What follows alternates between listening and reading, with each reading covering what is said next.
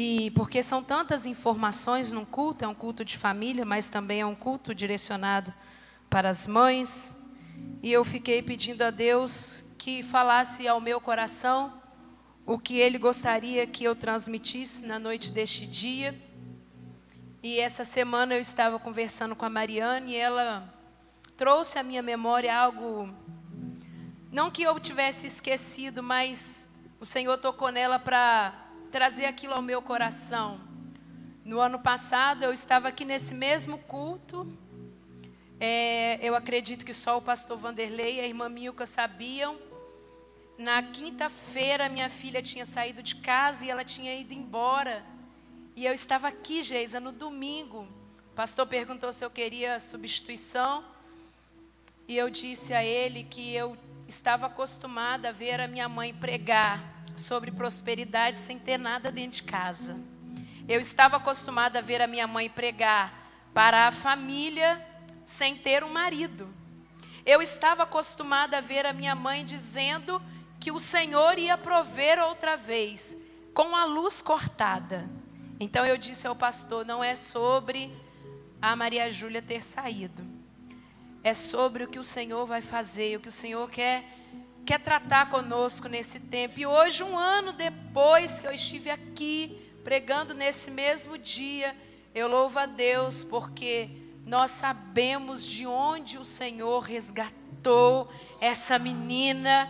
E hoje nós estamos aqui como pai do filho pródigo, adorando ao Senhor, glorificando ao Cordeiro, porque eu costumo dizer que não é só quem nasceu na igreja que merece o Cordeiro. Quem merece uma festa do Cordeiro é quem está na igreja desde criança, é quem saiu da igreja, oh aleluia, e quem retornou para a igreja. É por isso que o pai do filho pródigo falou, pega um cordeiro, porque o cordeiro é que se alegra com quem volta para a presença do Senhor. E nós estamos em festa, porque o Senhor foi lá e resgatou. Louvado seja o nome do Senhor por essa oportunidade de dizer a Deus, muito obrigada, Senhor, porque ano passado eu estava aqui em frangalhos e o Senhor sabia da minha dificuldade. E o Senhor me deu a oportunidade. Nós, quando estávamos vendo os pregadores, não seria eu que pregaria hoje, no dia de hoje, seria uma outra irmã. Mas aprove o Senhor me dar essa oportunidade de dar um culto em ações de graças, porque o Cordeiro passou lá em casa, amém? Abra sua Bíblia no Evangelho de João, capítulo 2, eu já quero agradecer aos pastores, ao pastor Vanderlei, pela permissão de ter deixado eu subir a tribuna. Eu quero agradecer a Sheila e o Jacó, que são amigos queridos, Mike, Áurea, que o Senhor continue prosperando, e aos irmãos da Uberlândia que nós temos em alta conta. O texto de João diz assim: as bodas de Caná da Galileia. 3 dias depois houve um casamento em Caná da Galileia, achando-se ali a mãe de Jesus. Jesus também foi convidado com seus discípulos para o casamento. Tendo acabado o vinho, a mãe de Jesus lhe disse, eles não têm mais vinho. Mas Jesus lhe disse, mulher, que tenho eu contigo, ainda não é chegada a minha hora. Então ela falou aos serventes, fazei tudo o que ele vos disser. Estavam ali 6 talhas de pedra que os judeus usavam para as purificações, e cada uma levava 2 ou 3 metretas. Jesus lhes disse, enchei de água as talhas, e eles as encheram totalmente. Então lhes determinou, tirai agora e levai ao mestre-sala. E eles o fizeram. Tendo o mestre-sala provado a água transformada em vinho, não sabendo de onde viera, se bem que os que sabiam, os serventes, haviam tirado a água, chamou o noivo e disse, todos costumam pôr primeiro o bom vinho e quando já beberam, fartamente serve o inferior. Tu, porém, guardaste o bom vinho até agora. Com este, deu Jesus princípio aos seus sinais em Caná da Galileia. Manifestou a sua glória e seus discípulos creram nele. Depois disso, desceu ele para Cafarnaum com sua mãe, seus irmãos e seus discípulos, e ficaram ali não muitos dias. A igreja pode assentar, adorando o nome santo do Senhor. Irmãos, quando eu digo que é um texto, que é um culto em que existem muitas informações e que nós precisamos ficar atentos, a Bíblia o Evangelho de João é um evangelho diferenciado, porque ele não vai falar de um Jesus terrestre, ele vai falar de um Jesus celestial. A Bíblia conta que Marcos apresenta Jesus através de João, Mateus apresenta Jesus através de Abraão, e Lucas traz à tona um Jesus que ele regride, que ele retorna até a genealogia, chegando até Adão. E quando eu digo aos irmãos que esse texto ele requer um pouco de atenção, é porque foi nesse casamento que Jesus operou o primeiro milagre. E a lei da primeira menção, ela é muito importante, porque o tema do Congresso da Família é família, origem e propósito. Então nós precisamos olhar para a origem da família para entender qual é o seu propósito. A partir do sinal, a partir daquele dia que o Senhor decide ir naquele casamento, até ali nós temos um Deus no corpo de um carpinteiro. Mas quando Jesus opera o milagre, a coisa muda. Agora o texto diz no final que os seus discípulos começaram a crer nele, porque João conta a história de como Jesus foi chamando os discípulos, de quando Jesus foi dando ordem para que eles o seguissem. Só que, assim como os discípulos, isso não é uma prerrogativa única e exclusiva deles, eu e você também cremos em Jesus a partir de alguma coisa que ele fez. Nós nos aproximamos primeiramente de Jesus pelo que ele faz.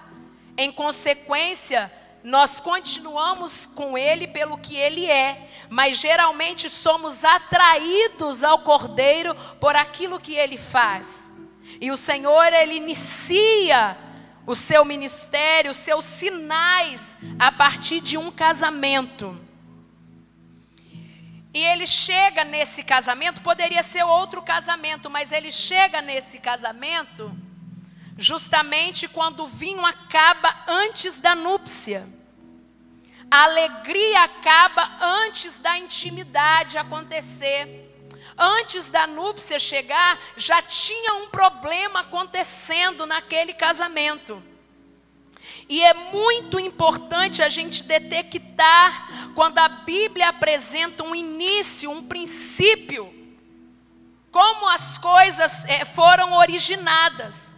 Todas as vezes que nós olhamos para a Bíblia, no início, nos princípios, a matriz de uma verdade é nos apresentada.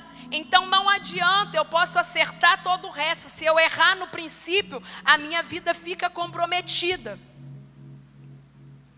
Então a lei da primeira menção, ela serve quando nós queremos saber uma verdade acerca de Deus.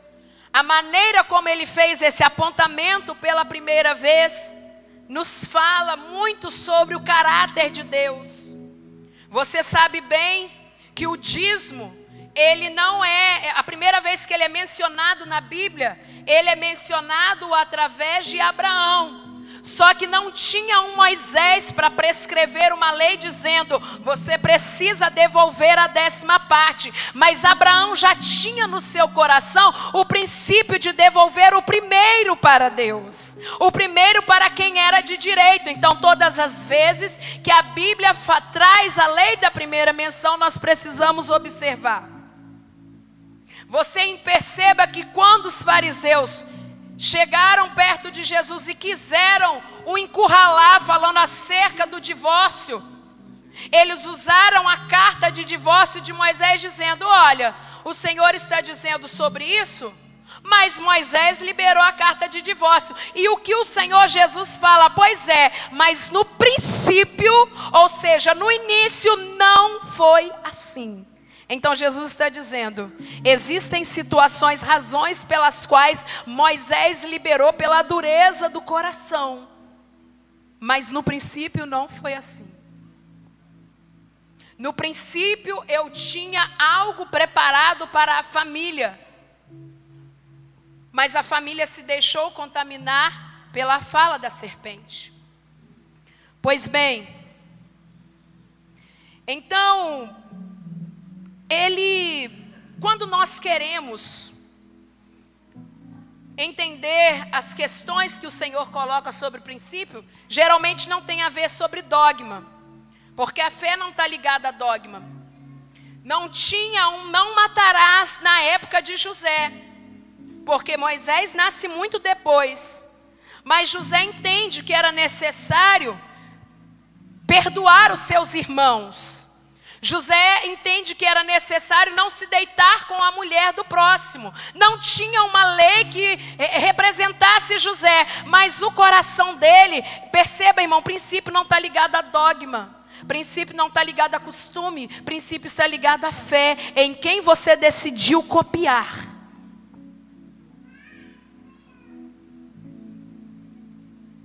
Então, todas as vezes que eu preciso reorganizar casamento, relacionamentos,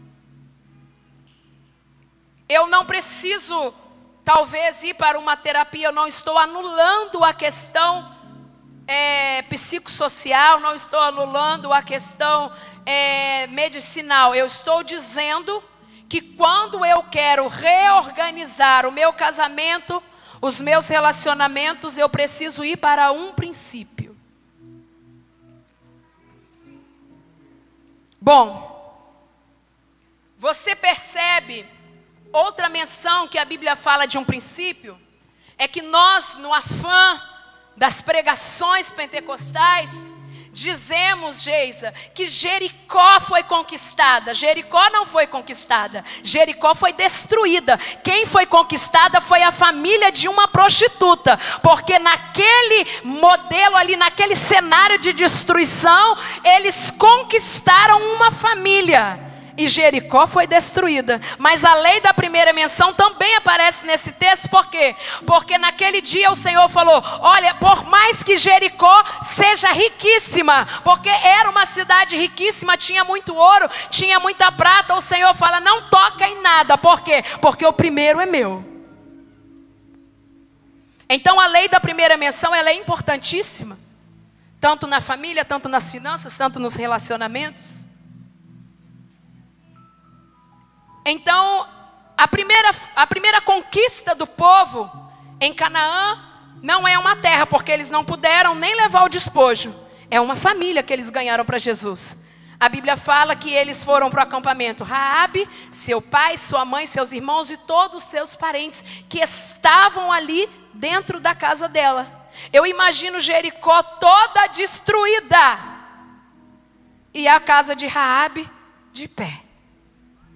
Raabe não era crente, Jefté. Raabe não fazia parte do círculo de oração. Raabe era uma prostituta. E a casa dela foi a única que ficou de pé, porque antes mesmo do povo chegar ali naquele lugar, a palavra do Senhor vai dizer que Raabe fala, nós temos ouvido o que Deus tem feito acerca de outros povos, e o nosso coração está estremecido. Ele vem para o casamento para realizar o seu primeiro milagre. Ele vem num casamento para iniciar os seus sinais, porque Deus é um Deus de aliança. Gênesis começa com o casamento, Apocalipse termina com o casamento. Então o intuito de Deus é dizer para mim e para você, que o amor não é o quanto a gente beija, não é o quanto a gente abraça, não é o quanto a gente elogia, mas é o quanto a gente honra uma aliança feita. Honrar a aliança com o seu esposo não é só você ter o seu relacionamento com ele, não, seu relacionamento íntimo, não. Isso faz parte do processo. Honrar o seu esposo É quando você está em um lugar que ninguém está vendo e tem outra pessoa se insinuando para você, e você honrar a aliança mesmo distante de alguém que seja o seu companheiro. É isso que o Senhor está dizendo. É isso que é amor. Então perceba, a Bíblia diz que a mãe de Jesus estava naquele casamento também. E as mães, elas precisam ter um senso de urgência. O que é o senso de urgência? É perceber que, embora esteja em uma festa, não estava boa a coisa ali. Maria teve esse senso de urgência. Não sei se ela estava perto da cozinha, não sei se ela estava perto do buffet. Eu sei que quando ela percebe que alguma coisa não está bem, ela vai e procura o filho, porque desde quando o anjo Gabriel chega para ela e diz: ei Maria, você dará a luz ao Salvador. Ela fala: eis-me aqui. Então ela está criando um menino para ser uma resposta para o mundo. Ela é uma mãe que está criando um menino para ser resposta em meio às dificuldades. Obviamente que nem eu nem você estamos gerando Jesus, ou geramos Jesus. Mas nós estamos gerando, ou já geramos alguém que é imagem e semelhança de Jesus, que será a resposta para a próxima geração.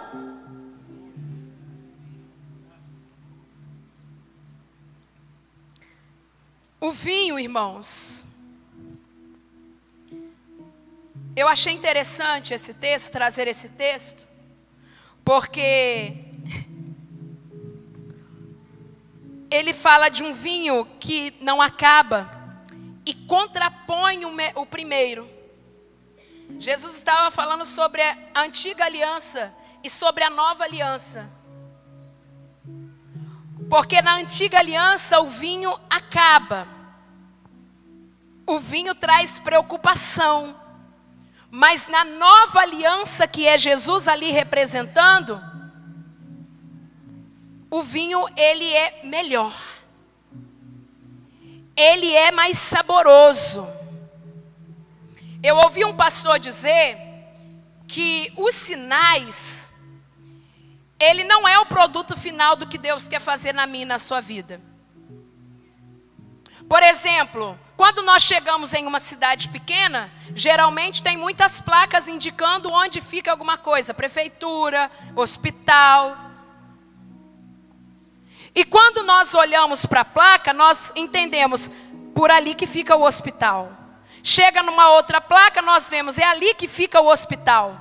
Mas na placa não tem remédio, na placa não tem médico, na placa não tem cura. Ela é só um sinal que está te levando para um lugar. E o Senhor está dizendo nessa noite: os sinais que eu venho operando na sua vida não são nada. Eu só estou querendo te levar para um lugar de vinho novo.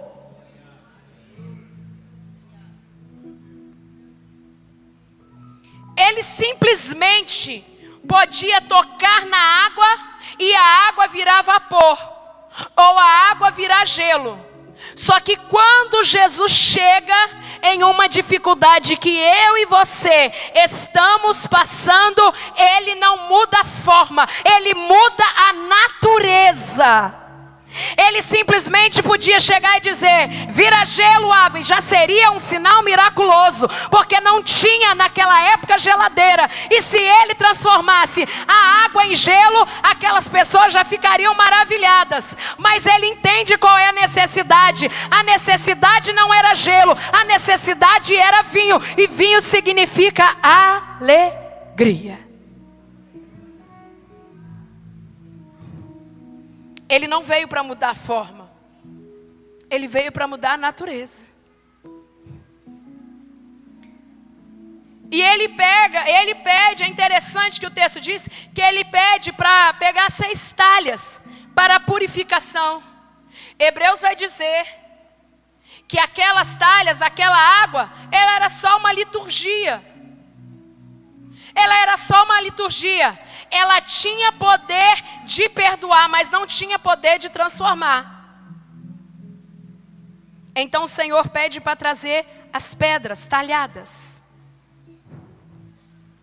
O Senhor sempre começa melhorando a vida para você e termina melhorando você para a vida.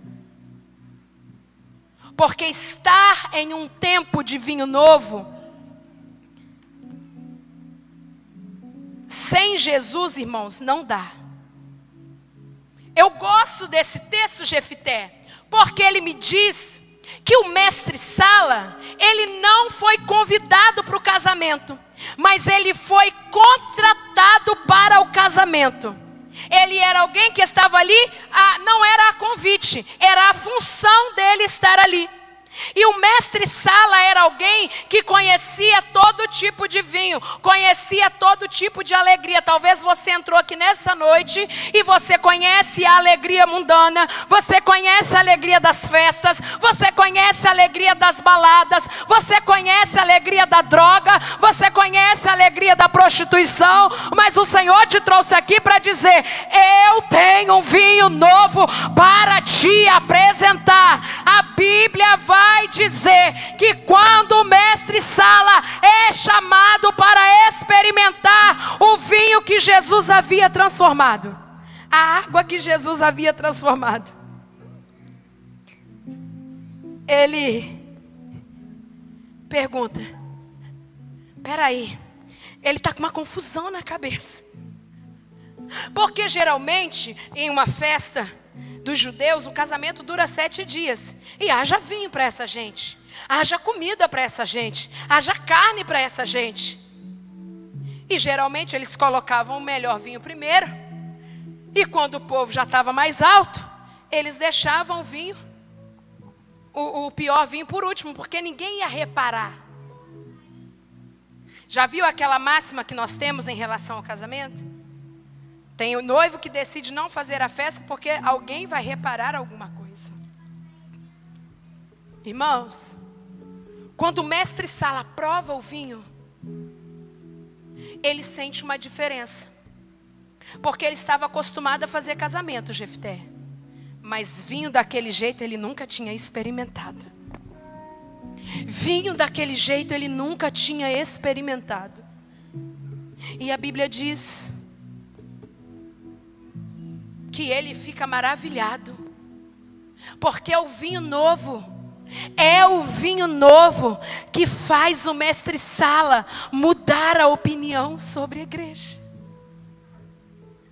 É o vinho novo que faz alguém que está lá fora também querer a alegria que nós transmitimos. É o vinho novo que convence o mestre Sala que a vida dele está ruim, mas pode melhorar dependendo do casamento, da festa para a qual ele é convidado. E naquele dia, ele tinha sido contratado para uma festa que iria mudar a sua opinião de uma vez por todas. Uma boa teologia é bom, é maravilhoso. Mas é só o vinho novo que converte o mestre Sala. Uma boa explanação é boa. Mas é só o Espírito Santo, através do vinho novo, que muda os pensamentos que estão cativos. É comum alguém dizer, Jefté, Abraão, os irmãos que estão aqui, que às vezes estão lá no trabalho e são assaltados por pensamentos ou palavras, e alguém vai dizer assim: quando você está comemorando aniversário de casamento, alguém diz assim: casamento é igual chiclete, rapaz. Nos primeiros momentos tem açúcar, mas depois você fica mastigando. É uma coisa horrível, que vira uma borracha. No vinho novo, não. No vinho novo, não. A Bíblia diz em Eclesiastes que é melhor o fim das coisas do que o começo delas. Talvez se eu parar para perguntar aqui, o início do casamento de muitos foi de dificuldade. Até a gente se ajustar com a pessoa. Bruno foi criado de uma forma completamente diferente. A mãe dele vivia em casa, só o pai trabalhava. Eu não, lá em casa com 14 anos, todo mundo teve que trabalhar para ajudar. E aí até a gente ajustar isso lá em casa era difícil. Então hoje, o melhor é o fim das coisas, porque o início delas são difíceis. É incrível, irmãos, porque se talvez a gente olhar para essa questão do vinho novo, a gente sabe que é o vinho novo que consegue manter uma continuidade no casamento, na família, com qualidade. Porque tem pessoas que estão sentadas aqui no banco hoje, que estão nos relacionamentos, estão dizendo assim: eu ainda estou casado ou eu ainda estou casada por conta das crianças. Não, o Senhor manda te dizer, é necessário que hoje você abra o seu coração, porque eu quero derramar vinho novo, e o seu propósito para continuar nesse casamento não é só por conta das crianças, é porque você está aberta a uma transformação. Se eu não estou no vinho novo, eu não melhoro. Irmã Lidiane, o meu vinho já acabou. Fica tranquilo, ainda não chegou às núpcias. Ainda dá tempo de você recuperar o que está quebrado. Ainda dá tempo de você recuperar o que está perdido. A taça se esvaziou, irmã Lidiane. Eu não vejo mais graça de estar no casamento, porque qual que era o problema? Se acabar o vinho, todo mundo vai embora do casamento. Se acabasse o vinho naquela hora, todo mundo pegaria suas coisas e antes dos 7 dias finalizar, todo mundo ia embora e ia falando mal do casamento. E é isso que o mundo está dizendo aí fora. Acabou o vinho, dá tchau e benção e vai embora. Não, mas só tem uma semana, não tem problema não, hoje em dia isso é normal. O Senhor te trouxe aqui nessa noite para dizer: eu quero encher a sua taça novamente. A Bíblia diz, irmãos, que as metretas tinham cerca de 40 a 60 litros cada uma. Ou seja, nas 6 talhas tinha mais ou menos uns 500 litros de vinho novo, Abraão. O Senhor trouxe vinho novo para mim e para você nessa noite. O Senhor, Ele tem a abastança de um vinho. Ele tem a abastança de um vinho que não acaba. O primeiro sinal de Moisés foi transformar a água em sangue, porque a lei ela condena. Mas o primeiro sinal de Jesus foi transformar a água em vinho, porque a graça restaura. A graça restaura relacionamento. A graça restaura casamento. A graça restaura o que eu e você não temos condições de restaurar.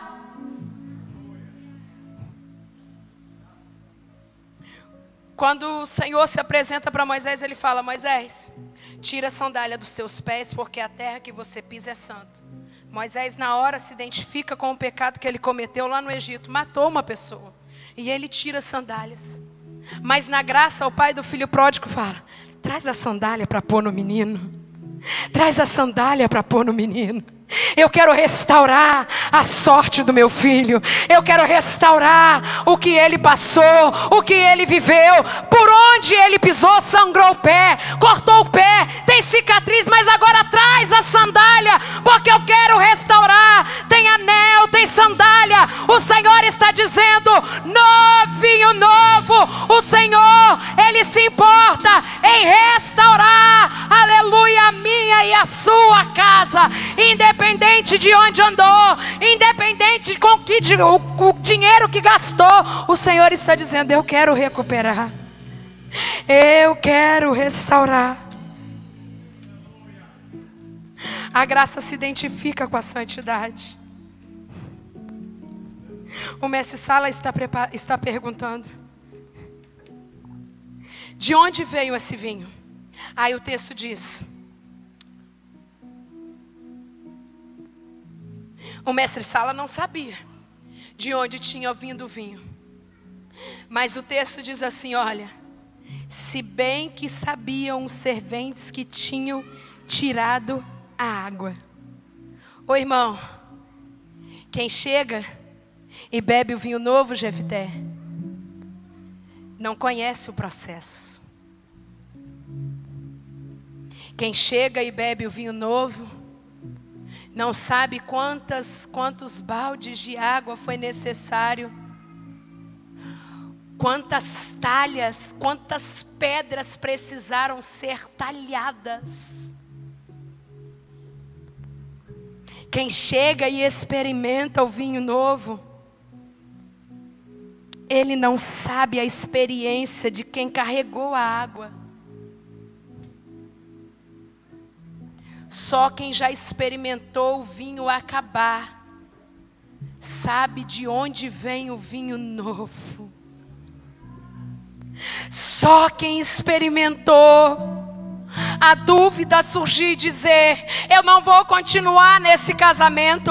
Só quem passou pela traição, só quem passou pela dificuldade, só quem passou pela vergonha, sabe de onde vem o vinho novo. E o Senhor está dizendo nessa noite para mim e para você: traga à memória até o tempo em que eu precisei talhar você. Porque as pedras não era um balde, Rubens, que a gente compra no mercado e fala: eu preciso de tantos baldes aí. Não. Tinha que talhar. Tinha que pegar como é que chama? Talhadeira. Tinha que pegar a talhadeira. E não era assim moderno igual hoje, né? Tudo elétrico, não. Era no machado. Era no martelo, ia talhando. O pastor Estênio aqui pregou sobre as filhas como pedras talhadas. Ô irmão, eu não sei você, mas talhar, gente, dói tanto. Quando a gente é talhado, ele vai tirando uma coisa aqui, ele vai tirando uma coisa lá. Não é como hoje que a gente vai e compra um balde para poder encher. Não. Quando ele está trabalhando é dor, é sofrimento, é divórcio, é traição, é filho fora de casa, é filho na droga, é desemprego do marido, é desânimo. Às vezes a gente não consegue entender, porque Deus, ele às vezes se utiliza das pedras para poder talhar. A gente não entende, Jefté, que é o amor dele que está em operação. Porque se ele não talha a minha pedra, se ele não talha a sua pedra, não tem como a gente receber vinho novo.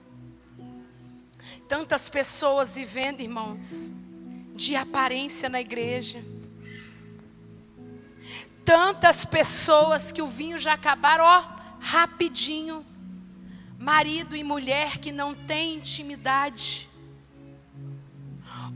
Mulheres que dizem: o meu dinheiro, e não é o nosso dinheiro. Homens que as mulheres precisam às vezes implorar um dinheiro para comprar o creme. Isso é falta de vinho novo. Mulheres que gastam o cartão de crédito do marido. Eu já disse isso aqui em uma outra oportunidade. O marido fala: ei, mulher, esse mês a gente não pode comprar nada. E ela já está com a embalagem da Shein escondida debaixo da cama. E ela ainda fala assim: ó, não conta para o seu pai. Sabe o que é isso, irmãos? É o vinho novo que já... É o vinho que foi perdido. Não tem mais vinho. Homens e mulheres que acordam de manhã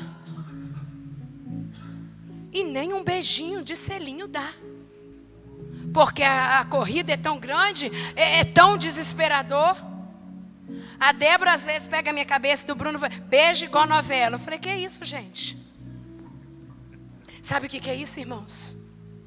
O tempo passa e a gente vai perdendo o vinho novo. A gente vai achando: a pessoa está ali mesmo. A hora que eu quiser eu tenho acesso a ela. Ah, meu marido é bonzinho, ele vai superar isso que eu fiz. É por isso que o Senhor está talhando as nossas pedras.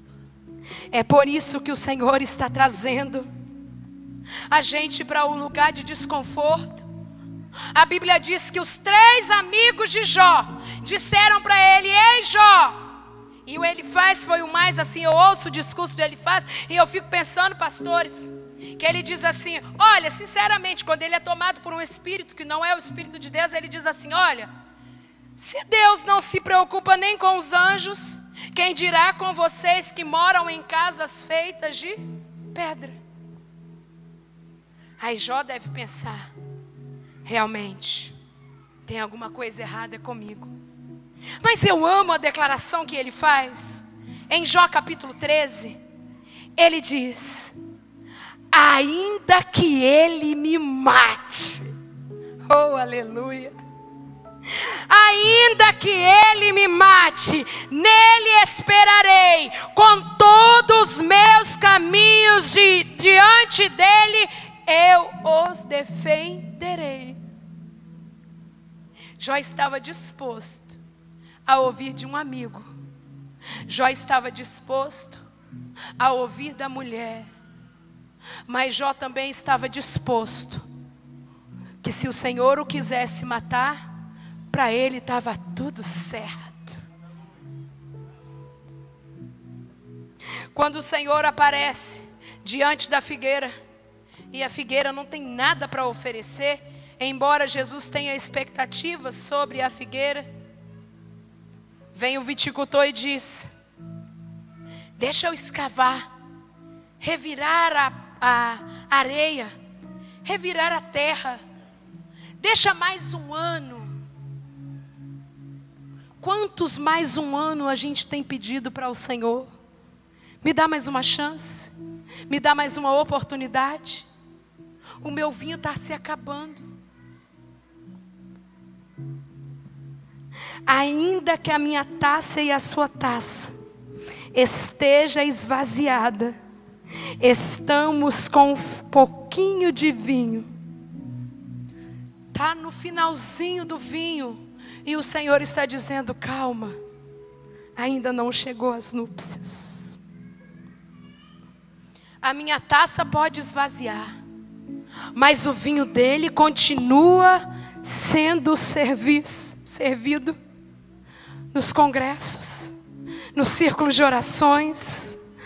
O vinho dele continua sendo servido em um congresso como esse.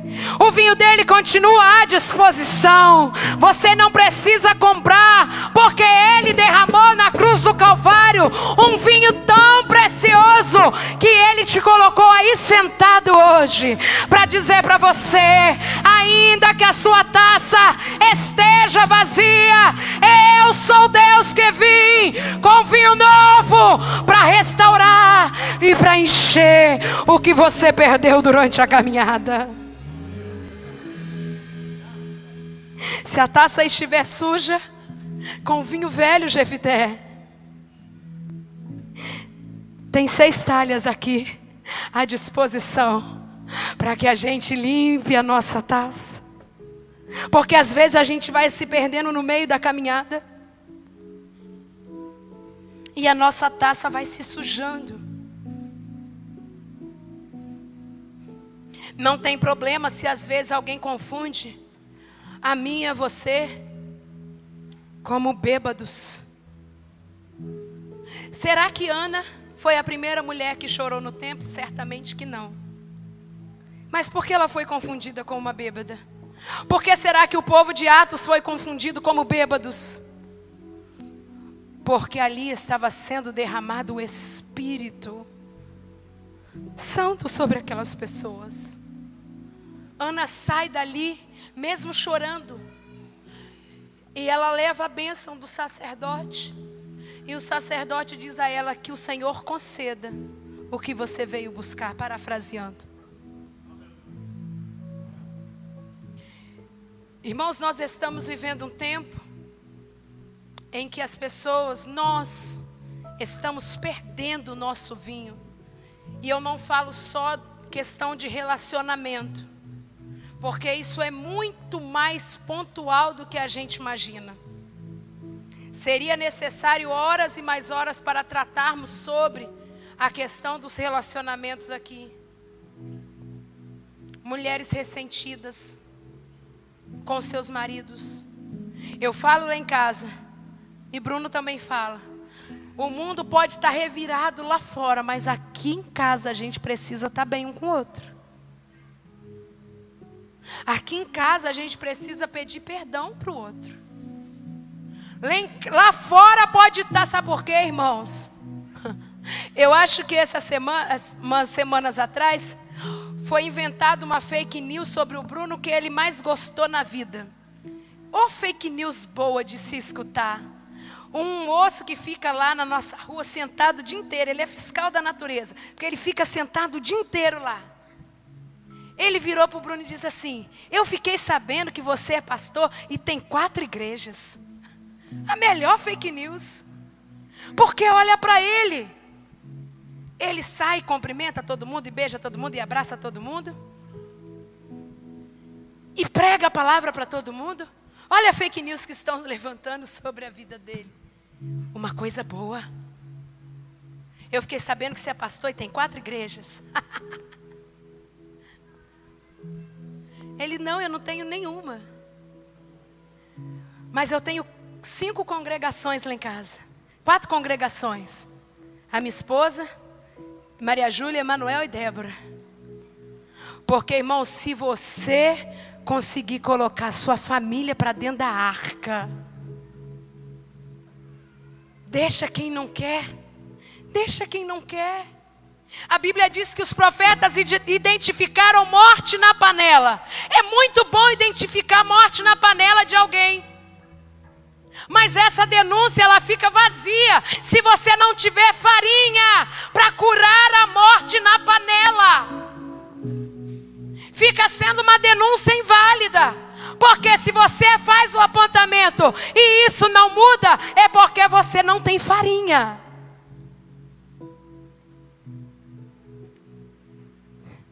Vinho novo, transformação. Eu vou ficando melhor. Irmãos, quem aqui já bebeu não precisa levantar a mão, por favor. Mas quem aqui já bebeu sabe bem como é que é esse negócio de beber. Você bebe, chega às vezes você é até uma pessoa mais reservada, mas se bebe um pouquinho, umas 3 latinhas, você já fica meio faceiro, você já fica meio à vontade. Sabe o que o Senhor está dizendo aqui nessa noite, irmãos? Quando uma pessoa está fora do seu estado normal, porque foi introduzido no seu organismo bebida alcoólica, o Senhor está dizendo: eu vou te embriagar tanto do meu espírito, tanto do vinho novo, que você vai vivenciar situações das quais você vai dizer: não, eu não estava em meu estado normal. Aí alguém vai te perguntar: você, aleluia, louvado seja o nome do Senhor, você perdoou aquela traição? Você diz: perdoei. Por quê? Porque no dia eu estava embriagado do Espírito Santo, eu tinha tomado vinho novo, e naquela hora o Espírito Santo falou comigo: perdoa, deixa a ofensa, sofra o dano, segue em frente, porque agora você está no vinho novo. Não é possível que você vai voltar para casa. Não é possível que você vai aceitar de volta esse homem e você vai dizer: ah, irmão, eu tive num congresso, eu tive em uma festa de casamento, eu estive em um lugar, eu estava com a minha taça vazia, mas de repente veio o noivo derramando vinho novo sobre a minha taça. E quando ele derramou vinho novo sobre a minha taça, eu perdi o juízo.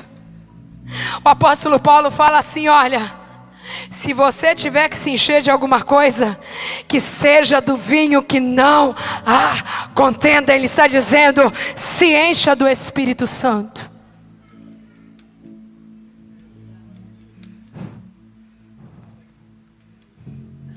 Eu não vou dizer para você que a minha taça sempre esteve cheia, porque a nossa taça esvazia, Natália. Tem os super crentes por aí que a taça nunca esvazia. Mas a minha já teve, irmão, só no dedinho assim, ó. Era 2 dedos só de vinho. E eu falava: Senhor, se o Senhor não encher essa taça aqui. Quando a minha taça estava esvaziando, eu passei por algumas festas, Abraão. Festas de casamento. Na festa de casamento você está celebrando a união de 2 pessoas e a formação de uma nova família. E eu passei por algumas festas com a minha taça vazia e eu dizia para o Senhor: enche a minha taça. Eu preciso que o Senhor encha a minha taça. Eu preciso que o Senhor não me deixe passar por esse lugar, passar por essa festa, passar por esse congresso, sem que o Senhor me encha do seu vinho novo. Você trouxe a sua taça na noite deste dia? Quem trouxe a taça, levanta a mão.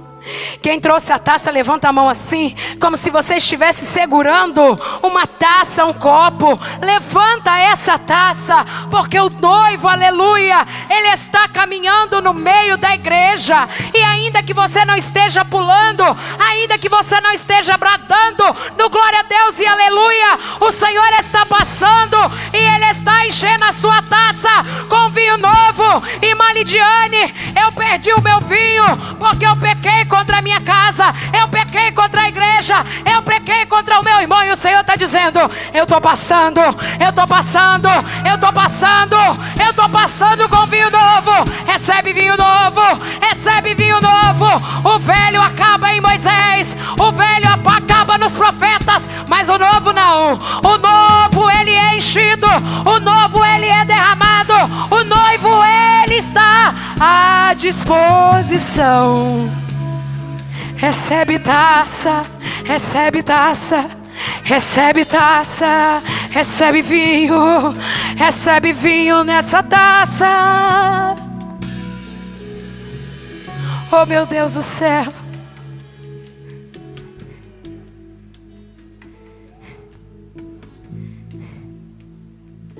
É você melhorando para a vida, e não só a vida melhorando para você.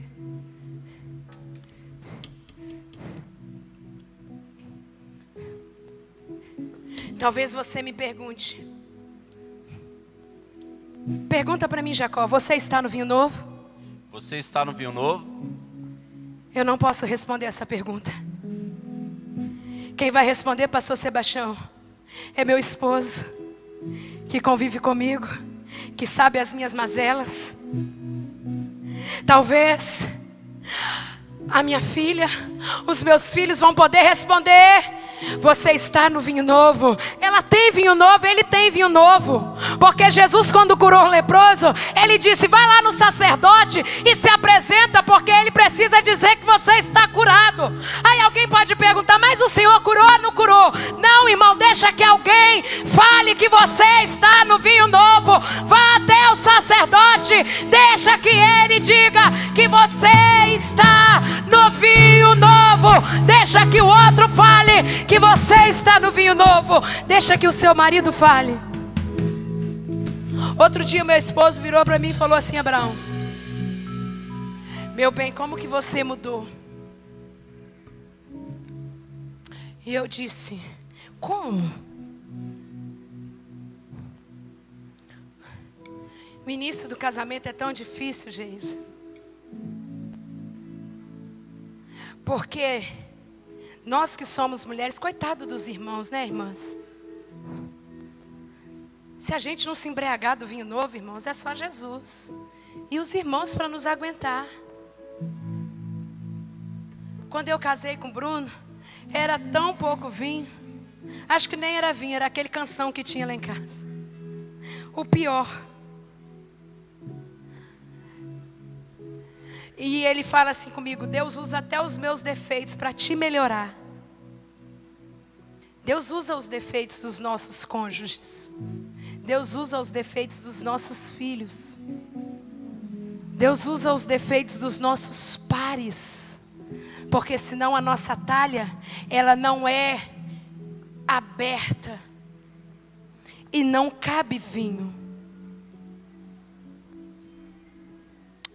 Geralmente quem tem vinho novo não é geralmente os que não pecam, não é os que não erram. Geralmente quem tem vinho novo é quem não desiste de procurar por quem pode dar o vinho novo. Muitas famílias estão sendo desfeitas porque nós desistimos de procurar quem forneceu o vinho para a festa.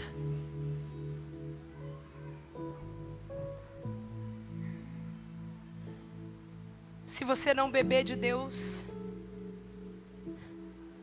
você acaba bebendo do mundo. E aí você precisa decidir do que você vai se encher. Quando nós passamos uma situação difícil, às vezes a nossa vontade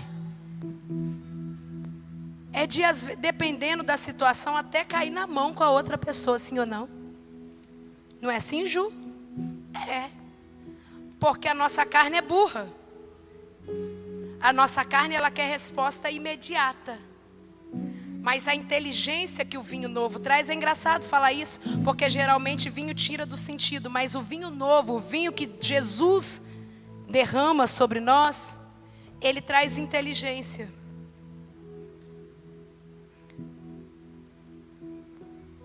Eu tenho certeza de que você, às vezes, está com vontade de resolver do seu jeito. Ah, mas eu vou pegar. Hoje a irmã Milka falou uma coisa interessante, né? Que tem pessoas que falam, eu dou um boi para entrar numa guerra, mas dou uma boiada para não sair dela. Tem mãe que fala, mexe comigo, mas não mexe com meu filho. Tem mãe que fala, comigo o buraco é mais embaixo. Nós somos assim.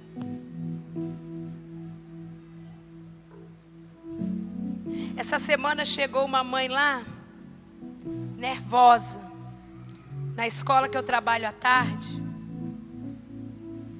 E ela chegou tão alterada. E ela batia na minha mesa e ela dizia, eu não saio daqui sem resolver essa situação do meu filho. Eu quero que chame essa professora. E eu olhei bem dentro da cara da mãe e falei, deixa eu fazer uma pergunta para a senhora. A senhora tem equilíbrio para eu chamar a professora aqui e a senhora não falar nada com ela? Se ela passar por aquela porta, eu dou um murro na cara dela. Eu falei, pois bem, a senhora quer se arrepender do murro que vai dar na cara dela? Ou a senhora prefere que eu não chame a professora, porque eu não vou chamar? E a gente resolva isso aqui. Porque, irmãos, eu nunca vi ninguém se arrependendo do que não falou. É melhor não falar. Às vezes você quer avançar, mas aí Deus fala, beija. Quem aqui já se arrependeu de ter dado um beijo? E eu não estou falando beijo, relação homem e mulher. De ter abraçado ao invés de avançar. A gente não se arrepende dessas coisas, sim ou não? A não ser que nosso coração seja muito duro. Mas a gente se arrepende às vezes. Não devia ter falado. Não devia ter dito. Não devia ter avançado. E como eu vi que aquela mulher estava possuída, eu falei, ela vai ficar calminha. E todo mundo nervoso, porque a mulher é fulana de tal que conhece o traficante, não sei o quê. Falei, daqui a pouco toma um vinho novo aí com a gente. E fica tudo bem, Abraão. A mulher saiu de lá, irmãos. Porque a Bíblia fala que a fala branda, ela calma o furor. E aquela mulher, ela saiu de lá. Você me desculpa pelo que eu falei. Está tudo certo. Mas você deixa eu ver quem é a professora? Eu digo, não, vai com Deus. Vai com Deus. Todas as vezes que o Senhor tem uma proposta de liberdade para mim e para você, Ele faz pesar as algemas. Quando ele tinha uma proposta de liberdade para o povo de Israel, ele fez com que o coração de Faraó mudasse e aumentou o serviço sobre o povo, porque ele tinha uma proposta de liberdade, ele tinha uma proposta de vinho novo, ele tinha uma proposta diferenciada, onde eles nem precisavam trabalhar para comer. A Bíblia diz que a terra manava leite e mel. É incrível, irmãos. A Bíblia podia falar que a terra manava qualquer outra coisa, mas ela fala de alimentos que não precisam de sacrifício de animal para surgir. Nem o leite, nem o mel precisa de sacrifício. E o povo estava vivendo aquela situação. E na primeira oportunidade que o povo sai da terra do Egito, eles começam a se esquecer e têm saudades das cebolas, das panelas. Diz eles, né, irmãos, que tinha panela cheia de carne. Será que tinha, Abraão? Tinha nada.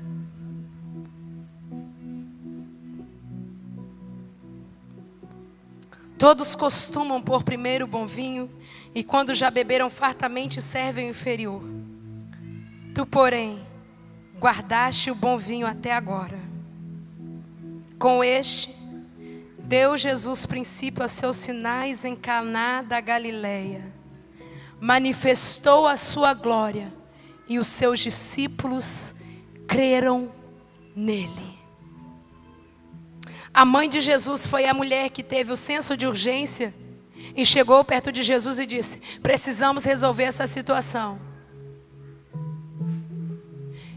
E Jesus falou: o que tenho eu contigo, mulher? Ele é que sabe a hora de entrar na minha e na sua vida e resolver a situação. Ele que define os tempos das nossas vidas. Não é tempo de você abandonar o seu casamento.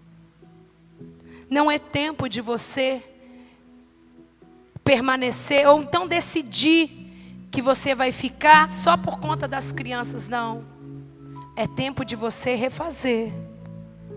É tempo de você deixar que o Senhor talhe as suas pedras.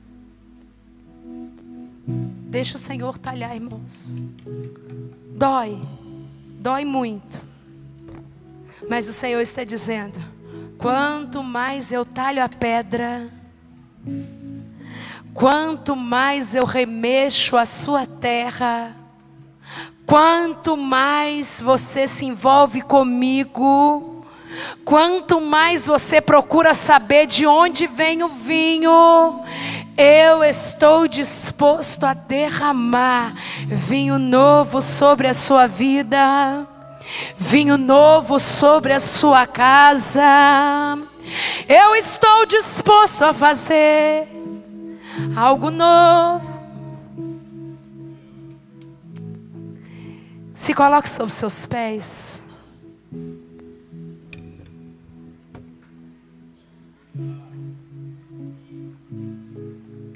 Tem como vocês cantarem Eu Falo Jesus? O grupo de louvor? Vem, Kézia.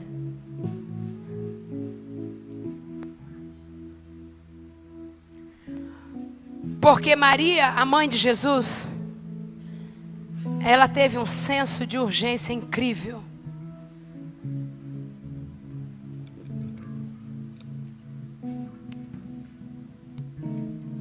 Ela decidiu chamar Jesus na hora da dificuldade. Ela não foi no mestre-sala. Ela não foi em uma pessoa que conhecia de vinho. Ela foi em alguém que poderia transformar a água em vinho. Cadê a Evelyn? Tá com o bebê, né?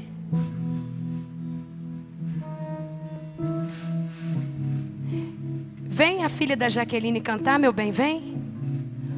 Porque enquanto você canta, o Senhor entra nas suas dificuldades. É tão menina, é tão novinha, tantas orações diante do Senhor.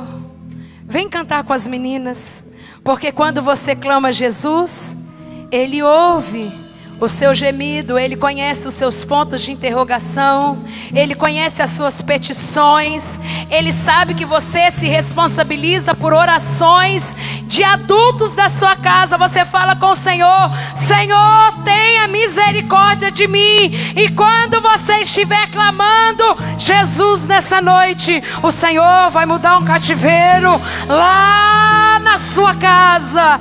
Adore o nome do Senhor. Pode começar a cantar.